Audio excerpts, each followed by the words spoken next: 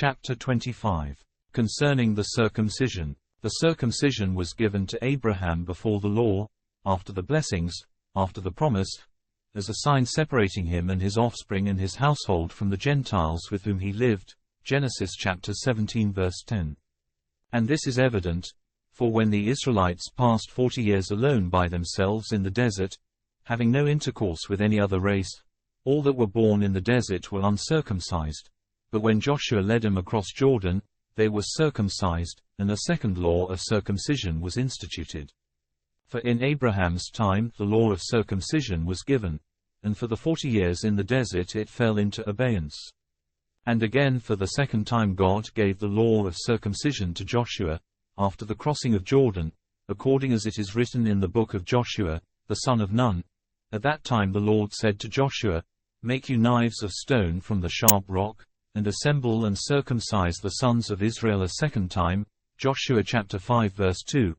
And a little later, for the children of Israel walked 42 years in the wilderness of Bataris, till all the people that were men of war, which came out of Egypt, were uncircumcised, because they obeyed not the voice of the Lord, unto whom the Lord swore that he would not show them the good land, which the Lord swore unto their fathers that he would give them, a land that flows with milk and honey. And their children, whom he raised up in their stead, them Joshua circumcised, for they were uncircumcised, because they had not circumcised them by the way. Joshua chapter 5 verses 6 to 7. So that the circumcision was a sign, dividing Israel from the Gentiles with whom they dwelt. It was, moreover, a figure of baptism.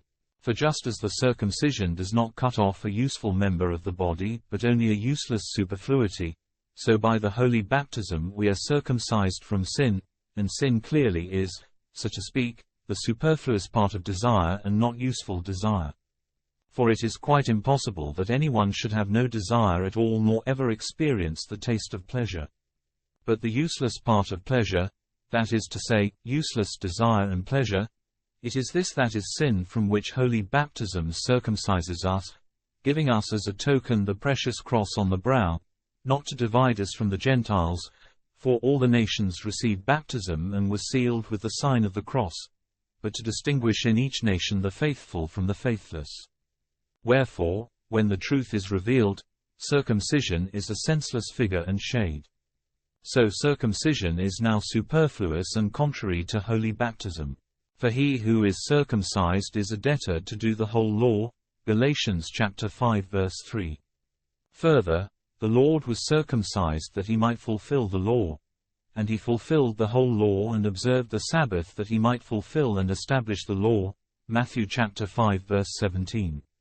Moreover, after he was baptized and the Holy Spirit had appeared to men, descending on him in the form of a dove, from that time the spiritual service and conduct of life and the kingdom of heaven was preached. Thank you for listening to this presentation. If you found it interesting and informative, I would humbly ask that you help support this ministry of spreading the knowledge of Christianity. Simply subscribe to this channel, give the video a thumbs up, and click on the notification bell. Any comments you may leave will be appreciated. You can also help spread the message of salvation by sharing this video on your social media pages.